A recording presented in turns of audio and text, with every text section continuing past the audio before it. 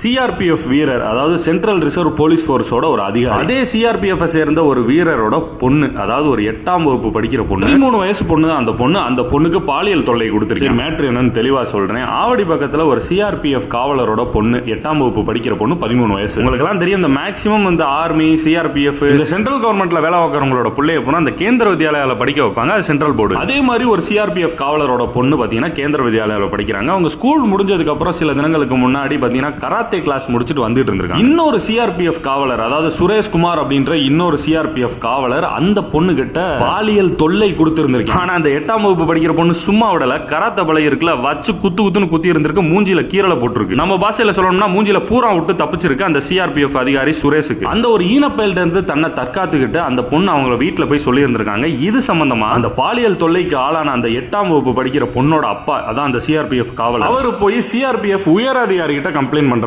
அவரோட துறையில உள்ள இன்னொருத்தையும் பண்ண பாலியல் தொல்லை அவர் பொண்ணுக்கு நடந்ததை போய் அவருக்கு புகார் அளிக்கிறாப்ல. அது சம்பந்தமா அவங்க ஆக்ஷனே எடுக்க. அதுக்கப்புறமா இவங்க வேலைக்கு ஆக மாட்டாங்க அப்படின்னா அதே சிஆர்பிஎஃப் காவல் அதிகாரி நம்ம ஸ்டேட் போலீஸ் அனைத்து மகளிர் காவல் நிலையம் ஆவடி போலீஸ் ஸ்டேஷன்ல போய் கம்ப்ளைண்ட் பண்றாப்ல. அவங்க சிஆர்பிஎஃப் வந்து சென்ட்ரல், அவங்க ஏன் இந்த ஒரு போக்சோ வழக்க விசாரிக்கல அப்படின்றது நீங்க சாட்டேரி சண்முகத்திட்ட தான் கேட்கணும். இதுக்கெல்லாம் வாயை திறக்க மாட்டேன், வாயில 5 இன்ச் கொலக்கட்டை இருக்கு. சரி, அந்த நாயை விடுங்க. இது சம்பந்தமா ஆவடி ஏடபிள்யூபிஎஸ் இன்ஸ்பெக்டர் முத்துக்குமாரி பாத்தீங்கன்னா விசாரணை நடத்தி இந்த பாலியல் தொல்லை கொடுத்தால இந்த சிஆர்பிஎஃப் காவலர் சுரேஷ் இவனை நீண்ட போராட்டத்துக்கு அப்புறம் அரெஸ்ட் பண்ணியிருந்திருக்கு. இவன் மேல போக்சோ வழக்கு போடப்பட்டிருக்கு, விசாரணையும் போயிட்டு இருக்கு தீவிரம். சட்டை அவுத்துட்டு சாட்டை அடியே எதிர்பார்க்கிறேன்.